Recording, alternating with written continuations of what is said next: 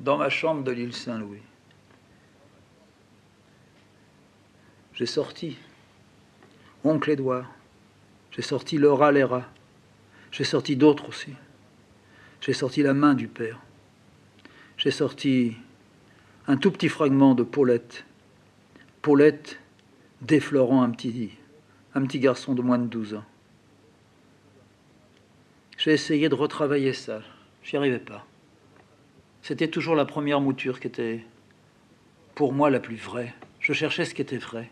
Et je ne voulais pas que ça soit un vrai cru. Je voulais que ce soit un vrai avec de la souplesse, de l'élasticité, du rebondissant dedans. Je voulais que ça se déroule. Je ne voulais pas que ça se braque, que ça se givre, que ça se cristallise. Non. Je voulais que ça soit là, sur ma table. Que mon histoire se déroulait sur la table. Il fallait qu'elle sorte de moi. Enfin, elle pouvait venir. Enfin, peut-être, j'allais pouvoir vivre. Je n'avais pas vécu. Maintenant, j'allais pouvoir.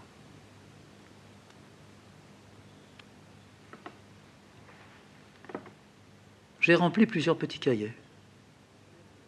Quand j'arrêtais, je me reposais. Quand j'avais fini de me reposer, je ne relisais pas les cahiers, les pages, les phrases. Je sortais des petites feuilles. Je continuais à faire, mais autrement. Cette sorte de longue préparation. On pourrait même dire comme un entraînement en vue d'eux. Mais ce que je devais faire, c'était vraiment monter très haut, une ascension très fatigante. Il fallait donc que je me prépare longuement, sérieusement, assidûment. Par moments, je faisais ça dans la joie. À d'autres moments, entièrement désespéré. Je voyais ma vie comme un énorme cul qui m'écrasait.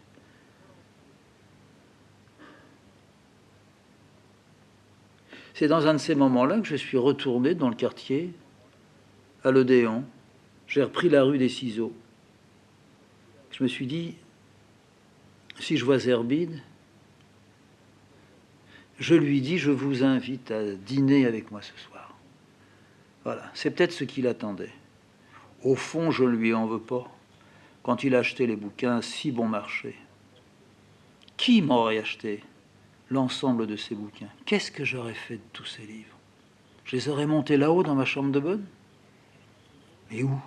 Je les aurais laissés en tas, dans la malle. Mais qu'est-ce que j'aurais fait avec la malle? J'aurais pas pu rentrer. C'était la malle ou le petit lit. Non, il a un peu abusé. Bon, c'est le jeu. Je descendais à l'Odéon. Tout doucement, j'allais sur le trottoir de gauche, Saint-Germain, en direction de la place Saint-Germain. J'ai tourné à gauche, à nouveau la petite rue, de loin la boutique.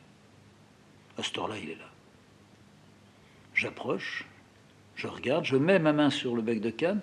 Tiens, mais ça a changé. Mais je me suis trompé.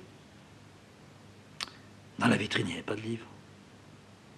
Je regarde un peu, et pourtant c'est... Je crois que c'est là. Il n'y a pas le bureau dans le fond, il n'y a rien. Je pousse la porte, je rentre. C'est une femme.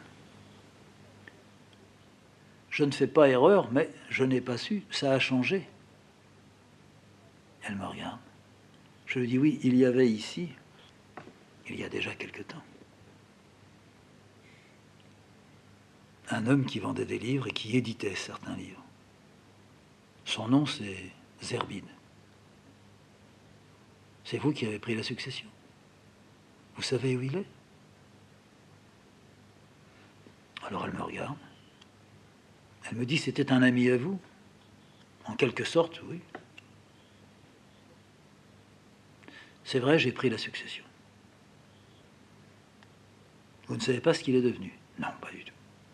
Je suis seulement tout à fait surpris. J'avais pensé... Nous nous voyons de temps en temps. Là, nous sommes restés assez longtemps.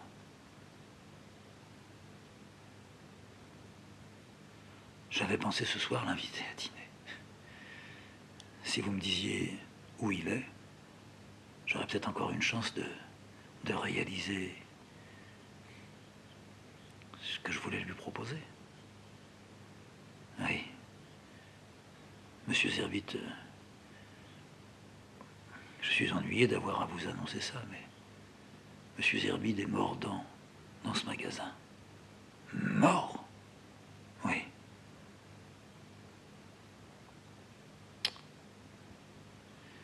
Oui. Ça fait quelque chose. Quand vous êtes près d'une personne que vous ne connaissez pas, dans un lieu que vous connaissez, et qu'elle vous annonce que là où vous êtes, la personne qui l'habitait il y a peut-être peu de temps est morte. Elle est morte là. Alors je demande. Il y avait un bureau là, oui. Il a été trouvé mort sous le bureau.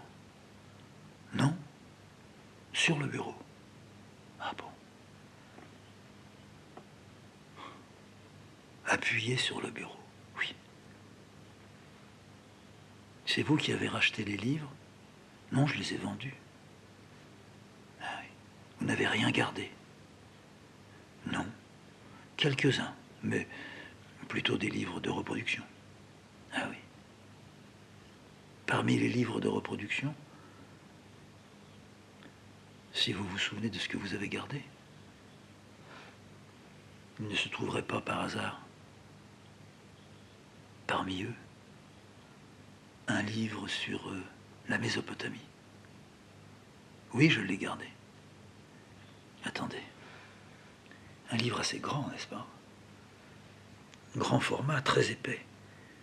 Couverture cartonnée très solide. Édition Les Cahiers d'Art. Xervos. Édité rue du Dragon. Est-ce que vous savez si c'est ça? Je ne connais pas tous ces détails, mais j'ai gardé un livre grand, très lourd. La Mésopotamie et encore quelques autres. Il y en a un sur la Grèce. Et il y en a un autre sur l'Égypte. C'est ça. C'était des livres que M. Zerbit vous avait prêtés. Mais oui, ce sont des livres que M. Zerbit m'a prêtés. Je sors. Je fais signe à la femme avec ma tête que je lui dis au revoir, merci, que je suis triste, que c'est pas juste, que je me suis trompé avec Zerbit. Je me suis pas bien conduit peut-être. J'y suis pour rien. On est toujours pour quelque chose. Il m'a jamais dit, j'y ai jamais demandé. Comment allez-vous? Il était beaucoup plus malade que moi. Mourir comme ça, ici, sur sa table. Quand je suis dehors, je tire la porte. Je lui fais encore un signe au revoir avec ma tête. Je descends la rue des Deux-Ciseaux. Je prends la rue du Four à gauche. Zerbit est mort. Je ne connaîtrai donc jamais Brienne. Oui. Si j'avais connu Brienne, peut-être que Brienne m'aurait dit Zerbit est mort. Ou peut-être Zerbit est malade. J'aurais rien fait de plus.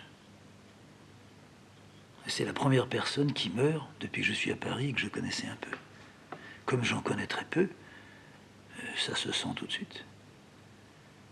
Demain, je passerai à la librairie du père de Karl. S'il est là, je lui demanderai comment va Karl. Peut-être que Karl est mort. Qui est-ce que je connais encore ici?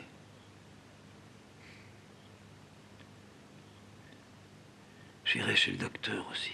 La femme, Madame de Lapparent. Peut-être qu'elle aussi, elle est morte. Peut-être que les gens que je connaisse vont mourir. Peut-être que c'est l'annonce de quelque chose. Le lendemain matin, je passe à la librairie Martin Flinker. Il est là, l'homme. Bonjour, il me reçoit chaleureusement. Ça fait longtemps, m'a disait Karl, qu'il ne vous avait vu. Que devenez-vous? Écoutez, Fred II, il faut venir déjeuner un jour avec moi. Je dirai à Karl de venir. Vous vous donnerez rendez-vous ici, puis vous montrez à l'appartement. Je vous montrerai. J'ai beaucoup de choses. Ça vous fera beaucoup de bien. Est-ce que vous avez travaillé? Il est charmant. Il est bon. Il est très bon, monsieur Martin Flinker. Je lui dis que j'ai travaillé. Je peux même lui dire, sans être gêné, sans trouver là motif et prétexte à gonfler un peu mon orgueil. Mais j'en ai, comme tout le monde. Mais je lui dis, j'ai même écrit quelques petites nouvelles. Oh, vous me les ferez lire. Non, peut-être pas encore. Je les ai écrits, il faut que je les lise, il faut que je les corrige. Vous savez, je fais des fautes d'orthographe. Mais Karl vous corrigera. Karl est très fort en français. Vous savez, Karl est un excellent garçon. Mais je le sais. Karl a beaucoup souffert. J'ai élevé Karl. Sa mère est morte. Sa mère est morte, vous savez. Sa mère a été déportée. Ce sont des événements d'une importance inoubliable. Inoubliable. C'est inoubliable, cela. Elle était encore en Tchécoslovaquie quand c'est arrivé. C'est là qu'ils l'ont arrêtée. Ils arrêtaient tout le monde. Moi, j'avais fui avec Karl. Elle n'avait pas voulu me suivre. Elle était en Tchécoslovaquie. Elle avait une activité certaine. Il y a des moments où il faut savoir tout laisser, tout abandonner. Karl a été très malheureux. Karl a été élevé sans mère. Karl n'a pas revu sa mère depuis 1936. Je ne l'ai pas emmené en Tchécoslovaquie. L'Anschluss était là. Nous n'avons plus de nouvelles d'elle. Nous ne pouvions plus rentrer là-bas. Karl a été privé de sa mère quand il avait 12 ans, comme il la voyait déjà rarement.